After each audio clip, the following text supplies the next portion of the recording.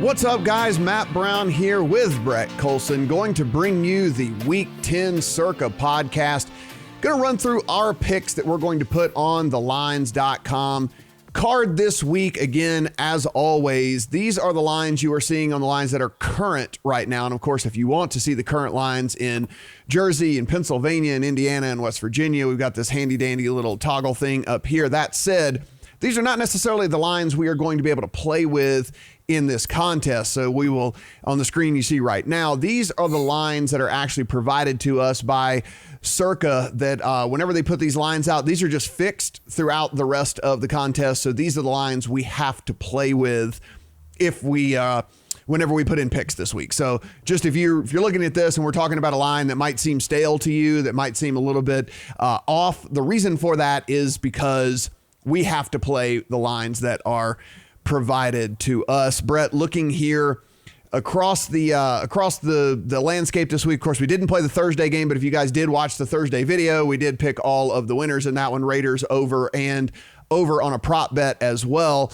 So that 1.5 would have gotten home for us. But Chiefs 5.5 point favorites, Browns 3 point favorites, Bucs 4.5 point favorites, Giants 2 point favorites, Saints 13 point favorites, Ravens 10 point favorites, Packers 5.5 point favorites, Bears 2.5 point favorites, Colts 10 point favorites, Rams 3.5 point favorites, Cowboys 3 point favorites, and then the 49ers come in as 6 point favorites. Again, those are all provided to us by Circa, and those are the lines that we have to play. You can see on your screen if you're watching this, if you're listening over podcast format, some of these lines certainly have changed. The Saints are now 14 point favorites over at DraftKings over the Falcons. You can see the Ravens have moved to 10.5 point favorites over the Bengals. You can see as we scroll down a little bit further here, Chiefs, the Dolphins Chiefs have moved, yeah. Actually 11.5 to 12.5 point dogs, Brett. The Dolphins all the way to 12.5 point dogs over at FanDuel.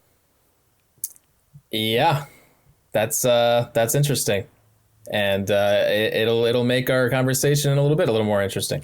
Definitely will. Steelers have moved to 4 point favorites. 4 point dogs over on DraftKings as well. And you can see the San Francisco 49ers now have moved to 6.5 point favorites in that Monday Night Football showdown. But let's get things started and kick things off here with the play that is definitely going to make our card, because one, it was my must make, and two, it was actually a pick that we both agree on, and that is the Bucs is 4.5 point favorites over the Cardinals. We kind of previewed this a little bit on our podcast, Brett, on Wednesday, but when we took a look, on Wednesday, but when we take Thursday, whenever we take a look at this game here, this Bucs team has been a little bit of a victim of some bad luck. I think that this team is certainly much better than their record shows, much better than their record appears here. And I think that there's no questioning whenever you and I really, whenever you kind of take a look at what you get from this offense. This is a good, productive pass offense. Jameis Winston, you have to kind of know whenever you go into betting a Bucs game that you're going to get kind of one bonehead turnover by Jameis Winston. And that's kind of factored in every single time that ever I go to back the Bucs. But they have two really stud horse wide receivers in Mike Evans and in Chris Godwin. They're getting O.J. Howard back this week as well. Another thing that you can take into account here that I think people are overvaluing what Patrick Peterson coming back brings to this Cardinals secondary. He looks kind of out of shape to me. I was watching him. He got torched all over the field by Emmanuel Sanders, and I just kind of look at this and think that this Cardinals secondary still isn't quite up to form. I think he needs to get in game shape, probably still take another couple of weeks to get him really fully back into game shape as well. Brett, I guess the only thing for me that gave me a little bit of pause here, and we can get your opinion on why this made your card as well, is just the fact that, one, there is turnover factor, and we know for sure, we can definitely chalk up one Jameis turnover. The problem becomes if that one becomes three, because we've certainly seen games where we have three Jameis turnovers. And if that's the case, it could be too much for this team to overcome for sure. And two, the only other thing that gave me pause as well is, as bad as the Cardinals secondary has been, the Bucs secondary has been equally as bad. And if the Bucs kind of get into this trading of scoring here, Jameis pulls one of his crazy bonehead fumbles or interceptions or something like that, and that might be just enough to get it to where they're not able to cover against this Cardinals team. Yeah, that Jameis backbreaker is always looming, but I still think this line is at least a point off, given where it opened last week at Tampa -6.5, and the ways the Bucs have failed to cover or push each of the past 2 weeks. We talked about that fraud loss to the Titans a couple weeks ago, and then last week forcing overtime against the Seahawks after Jason Myers missed that 40-yard field goal, and the Hawks scoring the touchdown in overtime to end it. They deserve to cover both of those games. If they cover those games, this line's probably, 6? So I think there's some line value here with the Bucs. This team can attack this Arizona pass funnel with Chris Godwin and Howard, like you said, just coming back into the lineup, and then force Kyler Murray to beat you with long throws. They haven't done a whole lot of that this year. It's been a lot of stuff close to the line of scrimmage, and that's where this Bucs defense is so good against the run. And, the way the Cardinals offense operates, a lot of their run game is just, the pass game is actually just an attachment or, part of the run game. So right. I don't like the matchup here for Arizona. And once again, I think we're getting a good side in the contest with a lot of bets coming in on Arizona right now. Yeah, I mean, the Bucs pass blocking is actually pretty good. It's in the upper half of the league whenever we take a look at kind of how this thing breaks down as far as Pro Football Focus ratings. And then whenever we kind of take a look at pass rush and where where this could kind of get after Jameis Winston, the only other problem is the Cardinals actually are in top 12 in pass rush in the league right now. So that also gave me a little bit of pause in all of this, but way down at 30th in the league, according to Pro Football Focus, when it comes to coverage grade here. Mm-hmm. So this secondary is certainly able to get lit up. And as you said, Brett, I think that this Bucs team certainly a little bit better than their record indicates here. And we're probably getting a little bit of value because they haven't been able to get it done a couple different times this year when I think that they probably should have, especially when you dig into the box score in some of these games. That one hurt last week. We had 5.5. That one stung. That one stuck. That one sucked. There is no doubt about that. All right, so let's get to your must make. Your must make Steelers +3.5. If you guys are looking, if you're watching on video right now, you will see that the Steelers +3.5 at home against the visiting Rams, who are been kind of a Jekyll and Hyde team so far this year. Yeah, and I still feel like the Rams' success from last year is built into their price here. Plus, their last 2 games, they've won in dominant fashion against 2 bad teams, the Bengals and the Falcons. So there's some steam coming in on LA here, and we're seeing a lot of bets on the Rams. But that doesn't really tell the whole story. This is a very different team than it was last year when they were able to protect Jared Goff. He's only been sacked 12 times this year, but he has been pressured more than any other quarterback in the league. He has the second worst adjusted completion rate in the NFL when under pressure. And that number is even worse on the road, where he heads this week to Pittsburgh. That team's back in the playoff hunt. This is not going to be a friendly environment for Goff, who relies on his offensive coordinator and head coach to call in plays from the sideline. I think he's going to get rattled again. This reminds me a lot of the Rams-Bears game last year, because Pittsburgh right now, the number 1 pass rush in the NFL, and they can get pressure on a quarterback from all angles. I don't see how the Rams get any consistent offense going in this game. No Brandon Cooks this week. They haven't been able to run the football all season. I think the Steelers just win this game with defense and do just enough offensively to move the chains, win this game. I think they could win this game outright. I really like Pittsburgh getting the points at home this week, and I think they're a good contest play as well. I think the Rams are going to be popular. Yeah, Rams are actually taking money. This line, as you can see, is moved to 4 in favor of the Rams at 3 of the books that we track, and probably going to get there at FanDuel as well, as it's juiced to 120 right now if you want the 3.5. I would probably actually take the other side of this one had it made my card. I did not make my card here. I think it's a pretty big thing with James Conner not being out there for this Steelers team, so really having no semblance of a run game whatsoever. And if you're going to tell me that Mason Rudolph as a one-dimensional player is going to be good enough to beat this Rams team, I would probably say that that's not going to be the case here. I mean, Jalen Samuels filled in, but he caught a bunch of balls but couldn't get anything going on the ground whatsoever. I expect that to be the case yet again this week with that front 4 there for this Rams team. The addition, of course, in the secondary there of Jalen Ramsey can certainly eliminate Juju Smith-Schuster from this offense as well. I actually think the Rams win this game handily, but not going to make the card. Didn't make the card, so it will make our card on the other side here for your must make. It's a winner. Don't worry about it. I would probably book you. I would probably book that one up to a decent amount of money that you wanted to play. Actually, yeah, we'll talk about that off air. So let's talk about the one that we do have one that we are on the opposite side of here. So that one will get tossed out and will not make the card here. And that is this Ravens and Bengals game. If you are watching along on video here, this one is sitting at Ravens -10, Bengals +10 here, actually getting the worst of the number depending on which way you wanted to go about this. On Brett's side, getting the worst of the number. On my side, getting the best of the number. It has moved to 10.5 at DraftKings FanDuel and over here at Sugar House as well. Brett, I'll let you kick things off here with why you liked the Bengals, and then I'll let you know why the Ravens side was my choice here. Yeah, well, I love my backup quarterbacks versus the market. Here we have Ryan Finley getting his first start at home in a division game with an extra week of rest and preparation with the ones. Another thing I like here, we can sell the Ravens at what is their highest price point of the season. They won against the Patriots in primetime. A lot of people watched that game. I don't think a lot of people are going to click this game at all on either side, but nobody's clicking the Bengals, so I really like them as a contest play here. This is just a lot of points for a road team to cover in a rivalry game, and the extra rest is just icing on the cake for a Bengals team that I think is going to be up for this one. I honestly think they are going to be rejuvenated with the extra rest and a new quarterback. I think this is a great spot. I think this is way too many points.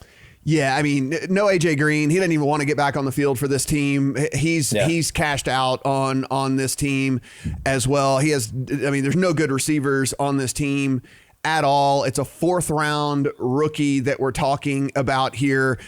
Cincinnati, last in the league in rushing yard differential per game. They have given up they're giving up the most amount of rushes of 5 or more yards, the most amount of rushes of 10 or more yards in the league. And who's the number 1 rushing team in the league? It just happens to be this Baltimore Ravens team, who has gone out there and absolutely destroyed every single team that they have faced this year on the ground, including the Patriots, who I did not think was going to happen last week at all. Went over 200 yards against those guys as well, averaging over 200 yards a game rushing. This Bengals team cannot stop the run. That's what this Ravens team does the absolute best. And this is going to be a bloodbath here. The secondary has gotten much better. They got back Jimmy Smith. They traded.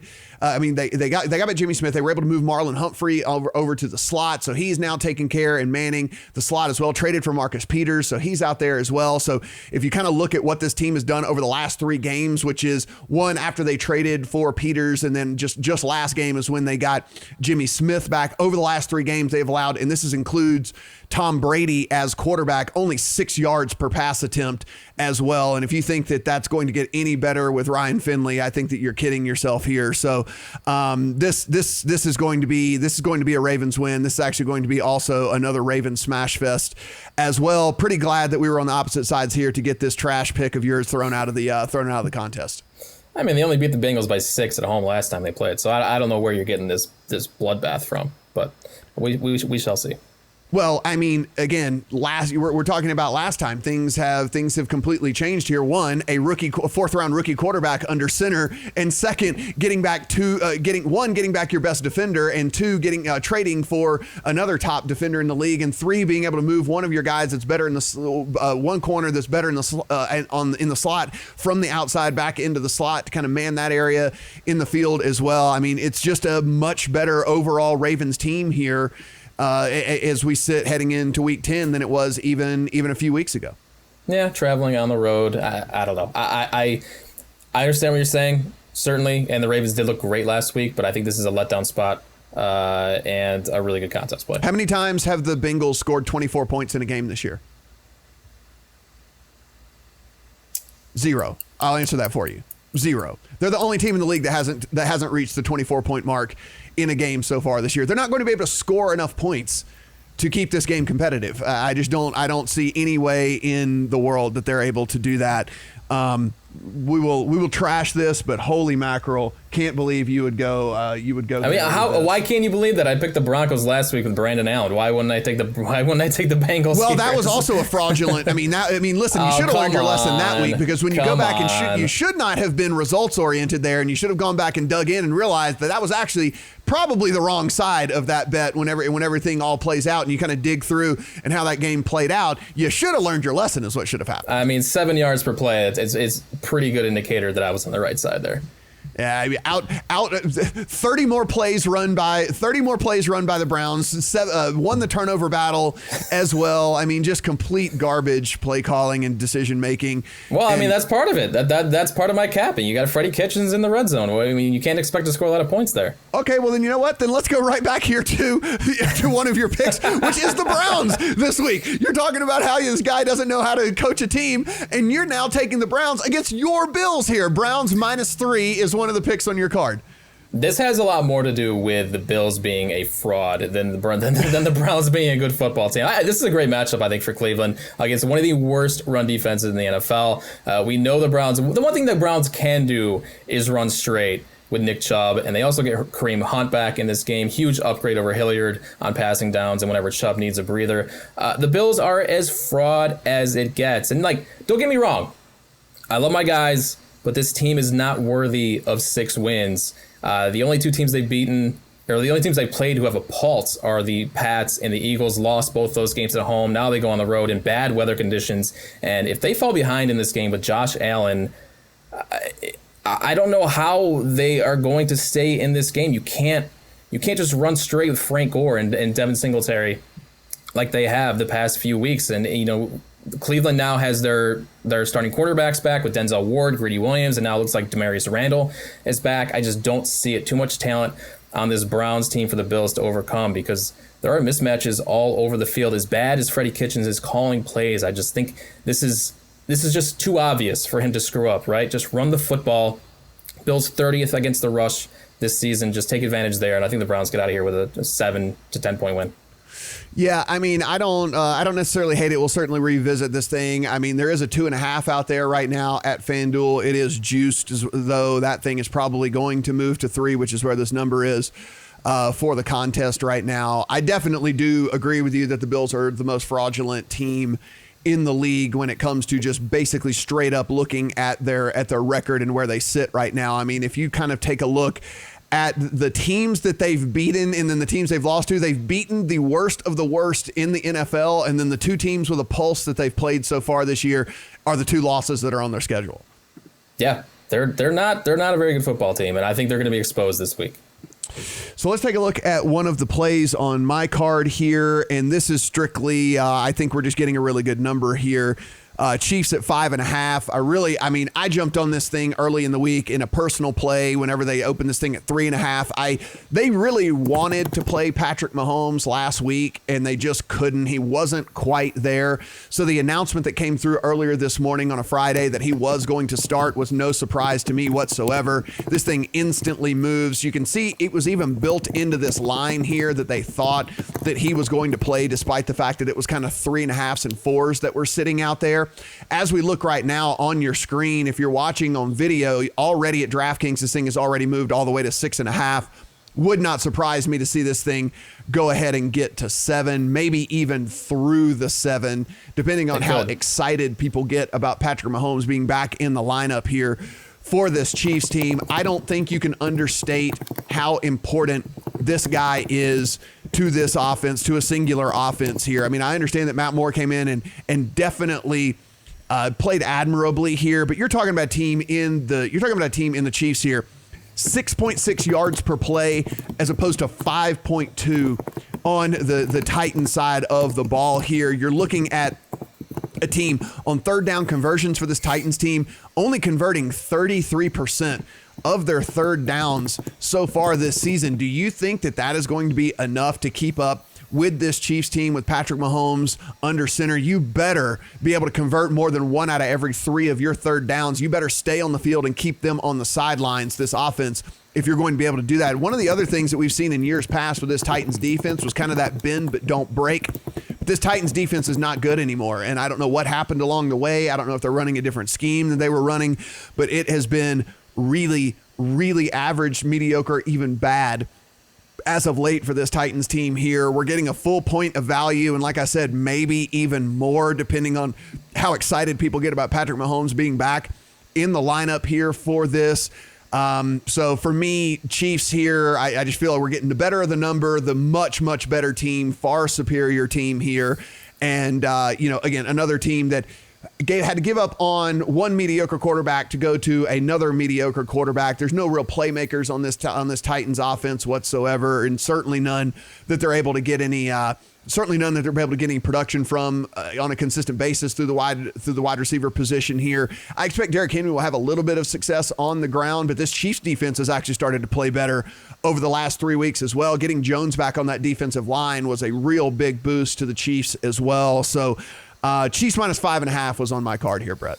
I didn't really know what to do with this. I figured it'd be popular in the contest, but it's difficult to ignore that line move through the key number. I mean, I feel like this is we said the same thing last week about the Vikings. We thought that would be a freebie, and that kind of blew up in our face. So I hate falling into those traps, especially with a chalk play, which this probably will be. But with Mahomes coming back, the Titans are tricky. I've been wrong about them in key spots before this year, so it's hard for me to get a read on this one. That secondary can be good. They have pieces in that secondary that can be good, but can they slow down Mahomes this week? I don't think so.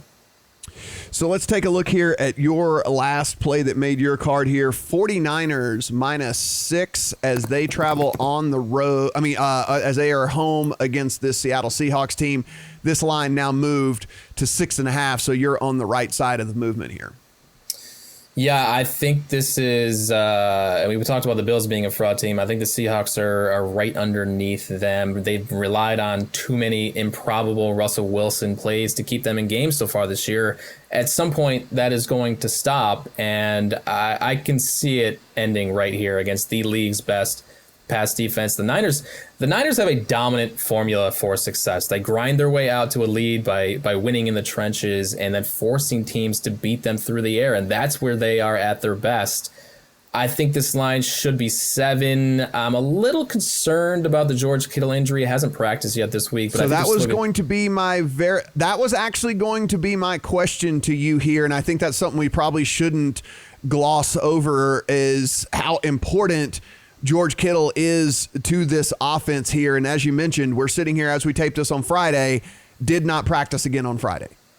Yeah, he is extremely important. I think the addition of Emmanuel Sanders takes a little pressure off him in the passing game. If he doesn't play and they don't have Sanders, who do they go to? The rest of that receiving core has been a disaster this year. But I still think there's a good chance he does play. That guy is a warrior. That injury looked bad on Thursday night last week, and he just came right in and scored a touchdown, and he put up a bunch of, a pretty big line. Anyway, I think he still plays, and even if he doesn't, the Niners get a couple offensive linemen back this week. I think they're going to be fine just grinding the ball down on the ground and getting out of here with like a 10-point win. Yeah. So as far as a play goes in the contest, I don't think we're going to get. I would actually like this better maybe if Kittle had been ruled out, because I think at that point you are going to get people running like the wind from this 49ers team here. And I mean, so here's the quote from Shanahan, which actually doesn't sound all that great. He said, there's issues. He's got things in his knee and ankle, so we'll see. That doesn't sound too promising for me. No, it doesn't. But the thing with him is, if he does play, even at like 40%, he's better than 95% of the tight ends in the league right now. The guy is awesome. But it definitely is a concern. It's at the top of my notes, like something to watch for, certainly. But even still, I do like this spot against an overvalued Seahawks team right now. So the last play, actually, I have two other ones that are on my card here. I have the Dolphins plus 10. This is a play here against what is going on with this Colts team. I don't care, Brett, that the line has moved now to 11.5, even 12.5 over at FanDuel on the news that Jacoby Brissett is likely to play, because you and I even talked about this a little bit on the podcast this past week was just the fact that I don't really know 100% that there's all that big a difference between Jacoby Brissett and Brian Hoyer at this point. I mean, Brian Hoyer has a ton of NFL starts here and is a guy that was good enough to stay on that Patriots roster that they were, should there ever have been a problem with Tom Brady, they were comfortable enough going to Brian Hoyer over there for this Patriots team. And we know how much they value kind of that second quarterback as well. They hold on to those guys a ton. And you kind of look at the way that this Dolphins team has been playing under Ryan Fitzpatrick, and man, there's signs of life here. They're pushing the ball down the field. He's kind of gunslinging out there, and yeah, he's going to make his mistakes for sure, but we're talking about 10 points that we have to work with here with this Dolphins team against a Colts defense that kind of like the Packers defense. You and I were much higher on at the beginning of the season than I think we are at this point in the season. We've seen these teams that were playing very well, both the Colts and the Packers as well.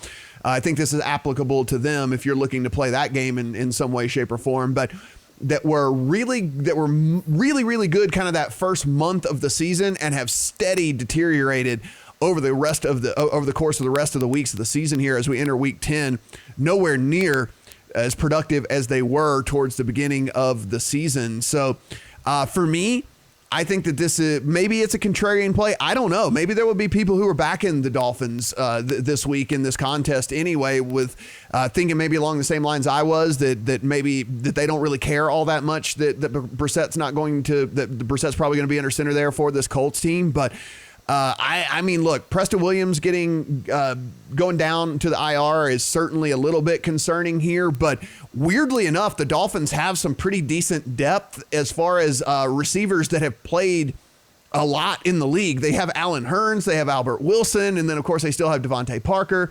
You have Gesicki at tight end, who hasn't really panned out to date, but is one of the most athletic, at least, athletic tight ends in the league. That hasn't really turned into production on the field, but super athletic for him. So I still think there's plenty of targets for Fitzpatrick to go to here. And I just feel like getting to double digits here and 10 points is just too much for this game. I have a little hard time getting behind a Dolphins team that not only won last week, but has been covering as kind of a public darling for several weeks now. I didn't have a strong lean on this game. I picked Colts, but it's near the bottom of my card because 10 is a lot of points to cover for this offense. And I mean, it's 12 now. That's crazy to me. That said, this is Ryan Fitzpatrick. The man is a maniac in negative script. So this one could go either way. I would not be shocked if this goes down to the wire or the Colts win by 20 because of Fitzpatrick pick 6 or 2. So I kind of threw this one away. I get it though. And as far as like a contrarian play, it probably will be lesser picked now that the line is moving in favor of the Colts. So that is kind of interesting. And my other one here is Cowboys -3 at home against this Vikings team. No Adam Thielen for this Vikings team. And I think what we've seen, and I think when we saw this last week, and we've actually seen this another couple of times as well, Brett, when this Vikings team doesn't have that dual threat and really the only weapon out there is Stephon Diggs. Stephon Diggs is good. He's a good wide receiver. He's very good. He is not a Mike Evans. He is not a Michael Thomas. He's not one of these dudes that is matchup proof and can just get open no matter what. We have seen Stephon Diggs, when Adam Thielen isn't on the field, get bottled up time after time. And I think that this Cowboys team, with the way that they're able to, secondary, I think they're going to be able to bottle him up as well. And basically, it's going to become a one-dimensional team in Kirk Cousins trying to force balls that he probably shouldn't to Stephon Diggs. And then now your backups here are Laquan Treadwell and BC Johnson and whatever here, and Kyle Rudolph, who's kind of out there just dad running down the field and whatnot. And then so Dalvin Cook has to get it done all by himself. And that didn't work out last week. And I imagine that's not going to work out again this week as well. This Cowboys offense, strangely enough, and I'm sure that you have seen this as well, one of the top offensive teams DVOA in the entire NFL. Kind of surprised me with how high that this team is actually ranked, by the guys over at Football Outsiders. Really, really do like this offense a ton here. This Vikings defense, another one of those defenses that I think is living off the reputation of last year and not so much this year. Teams have gotten after this Vikings defense this year. This is not that impenetrable secondary we saw before. It's certainly not this lockdown corner situation anymore with Xavier Rhodes. He's more of just kind of the middle of the pack type guy here. Dallas Cowboys at home and only a field goal because in the contest, again, this line is probably going to move off this 3 to 3.5. You can see it's juiced already at DraftKings, at FanDuel, and over here at Sugar House as well. So this thing is probably headed to 3.5 pretty soon. We're getting it at 3 against a Vikings team that, again, without Adam Thielen out there, I think it really, really, really diminishes what they're able to do offensively. And we only got to win this game by a field goal, Brett. Yeah, let's add this one to the card. I like the Cowboys as well. It fell just outside my top 5. Fully agree. This Minnesota defense is extremely overrated. They've been carved up the past 4 weeks. I think the Cowboys can do the same. Hopefully we get Amari Cooper at least like 75%. I know he's dealing with a foot thing. He's going to be a key in them balancing this offense the way they have all season long. I think this is the number 1 passing success rate team in the NFL right now, which is wild. And they did that without their 2 tackles for several weeks, which is pretty amazing. So, I think the Cowboys are a better team, and I think this line should be like 3.5 or 4. So I was playing a little bit of possum with you. We can go ahead and add Browns -3. It was actually 6th on my card. I was just trying to give you a hard time about your Bills and everything. It was a funny transition. I will say, I was just dumping on them and then kind of leading into them as one of my favorite plays of the week was pretty good. It was. I mean, look, I looked into this a little bit further, and I hate backing the Browns. I really do. I hate it. It's gross. Complete incompetency on the sidelines, and it will probably end up costing us this week as well in this contest, in this pick. But you look at this Browns team by metrics. I mean, if there wasn't so much dunce plays and dunce decisions being made on the sideline here, this Browns team would have at least 2 more wins for sure, if not more. And this Bills team, as we mentioned, has really just beat up on the bottom feeders, and then the 2 teams with a pulse that they played so far this year are the 2 teams that they have lost to as well. I mean, for me, I think that this is a pretty solid play here whenever we kind of look. I mean, more yards per play for Cleveland than for Buffalo.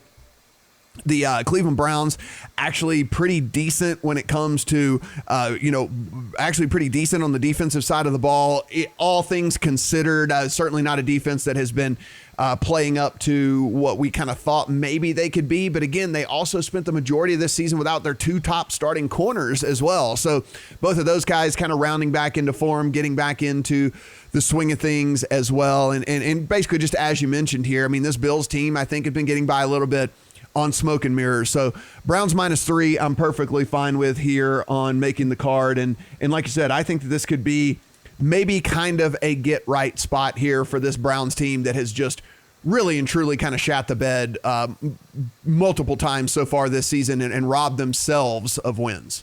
You'd think it's going to happen in one of these weeks, right? They're going to have to pull it together at some point. There's just way too much talent on this team at every level. I mean, every position they've got talent. So as bad as Freddie is, I think this is a pretty good spot for them to turn it around. So let's talk about one of these other games that we didn't talk about before we move on and see if it's anything we're interested in, because I do think this is going to be a game people kind of take a hard look at here, and that is that Packers-Panthers game. 5.5, Panthers catching 5.5 on the road at the Packers. And I think that let's play both sides of the coin here and see, because there are going to be people who say, okay, this is the get right situation for this Packers team. You come in here with this Panthers defense that is super, super leaky through the rush game. You have 2 different running backs that you rely on in Jones and Williams here. Okay, this is a bounce back, get right spot for the Packers after really and truly showing the worst side of themselves over in LA against the Chargers. And then on the other side, you look at this Panthers team and you kind of say, well, McCaffrey's proven to be matchup proof. He's going to get his no matter what. You do have two receivers in Moore and Samuel, with Allen now knowing that this team is his likely for the rest of this season here. So there's no looking over your shoulder for Cam Newton anymore. Hey, boy, this is your team. This is you go rally the troops here. You're not having to worry about getting your job taken away from you. Two pretty talented receivers. Yeah, Greg Olson's old and lumbering, but he's still able to kind of find his way to get open in these. If he just kind of goes and finds a spot and settles down and gets those little 7-yard gains when you need them from him. So 5.5 kind of seems like a lot of points as well. So if you try to make the case for both sides here, you can almost talk yourself into both sides. Absolutely. And this would be a spot I'd normally hop on the Packers. They were the worst. Like, which team looked the worst last week? It was probably Green Bay, and there are rumors about why that was. Maybe the team was out late on Saturday night. Who knows? But normally this would be a spot I'd like the Packers, but I think the Panthers are better than people think. I think that the game against the 49ers where they got absolutely steamrolled reduced their public perception a little bit. I like this team a lot coming into the season. I don't think the Packers are that much better than the Panthers. So I feel like this might be like a half a point or a point off. So I capped this, I think, at 4.5 or 5. So that's how I saw it. I think this Carolina defense is extremely talented. They can get beat in the secondary, but this, Aaron Rodgers did not look good last week, and Devontae Adams was not himself either. So I'm not all that terrified of them carving up the Panthers. So I went Carolina here. I didn't love it. It was in the middle of my card. Where'd you have it? It was 9th. So yeah, kind of not really. The line has moved to 5 at DraftKings PointsBet and at Sugar House, still sitting at 5.5. Over at FanDuel right now. So, it has been some money coming in a little bit on the Panthers as well here. Okay, so looking at your card, hard for me.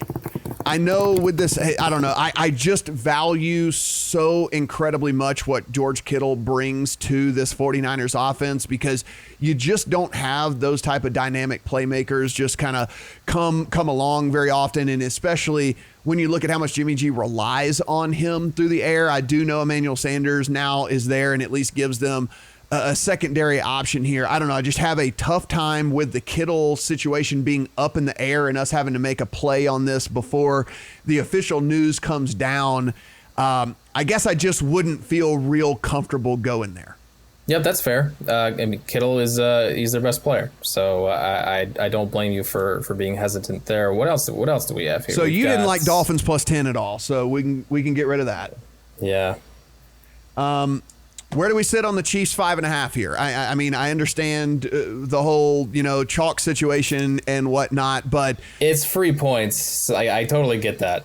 What is Mahomes going to look like in his first game back? I guess that's a concern, but what should this line really be? I think it's moving. It's moving there. So yeah, I think and I really do believe, I think we're probably in a scenario where if there was no doubt as to the health of Mahomes, that this thing would be on the other side of 7, right? Yeah, I think so too. Like if we knew for sure, and especially the big time bettors out there knew for sure that Mahomes was, pretty close to, he's not 100%. We know that for sure. Like we're not going to sit here and be crazy and say like, oh, he's fully back. But, even if we knew he was 85, 90%, I think you'd see this thing on the other side of 7. Still, as we sit right now at 6.5 for a contest play, we're getting it at 5.5. I don't really have any interest in the Bears-Lions game whatsoever. I don't know if you have an opinion on it. That's really the only other one that's out there. I don't think we have an opinion on the Saints and Falcons game either, though I guess if I had to, I'd probably lay the wood with the Saints just because they've looked so freaking good and the Falcons have looked so friggin' bad. But I did the same. I don't know. What do you think?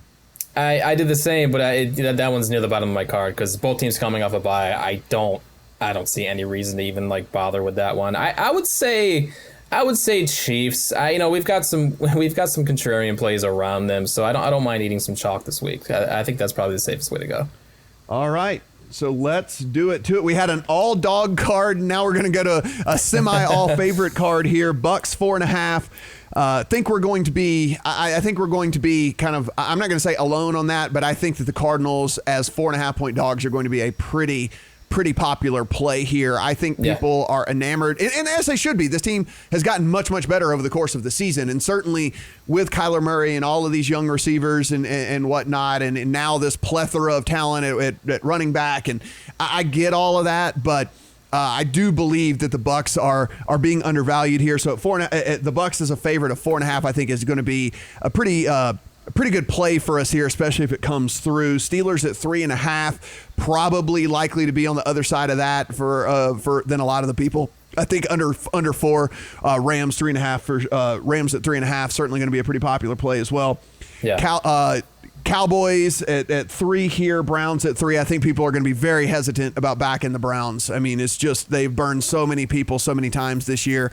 I've even seen things of people trying to say like, yeah, never again type situations. I know that they really aren't going to go that way, but I do think people are going to be hesitant to back the Browns here. And then the Chiefs, might be popular, but hey, look, a win is a win. We need all the points we can get. And so, if it comes through, it doesn't really matter, It's a short slate too. We only have 12 games to pick from. So, I mean, we're kind of left with this, we didn't have any strong leans on any other games. So I think this is the right thing to do. And if if the Chargers Raiders game wouldn't have been a Thursday night, we'd at least gotten that one right because we both were both on the Raiders at 1.5, but that's unfortunate that the way that works out. So we weren't able to put that on the card here. So I think we're getting kind of the best of what we have to choose from here. So feel pretty good about that. We kind of skipped over, like I said, but you don't have a strong opinion on the Browns Lions, right? Bears Lions, no. Bears Lions. Yeah, I do not. Yeah. Me neither. So I don't have any. That doesn't make my card at all. Guys, as always, head over to thelines.com. Just hover over the odds tab here. You'll be able to come and you'll see if you're watching on video, if you're listening, just go and you'll be able to get all of the lines from Jersey, Pennsylvania, Indiana, West Virginia. We're going to keep adding all that stuff and more books all the time here. So also really great offers as well if you need to sign up at any of these books in Pennsylvania or Indiana or West Virginia, whatever it might be. Come and take advantage of these deals that we have where you get free money or risk-free bets or deposit match bonuses up to X amount and all those things. It's a way that you can actually get some advantage over the sports book, and we know we've very few advantages over the sports book, Brett. So being able to take these advantages, the free money, the risk-free bets, the match offers, all of those, you have to take advantage of these whenever they put these things out there. Yeah, not only that, you can try these different books out, see what you feel comfortable with, different books they offer different things. PointsBet very different offerings than what some of these other books have. So I think it's worth it to take advantage of the offers and also line shopping and seeing what these other sports betting apps look like. Yeah, no, absolutely. Appreciate you guys watching. As always, please subscribe to the channel. Please like the video. Please let us know in the comments what games you're going to play this week, what you are leaning to, and how you are going about it. But one last time here, Bucs, Steelers, Cowboys, Browns, Chiefs going to make our Circa card this week. Good luck to you guys here in Week 10. We'll see you back here for Sunday Night Football.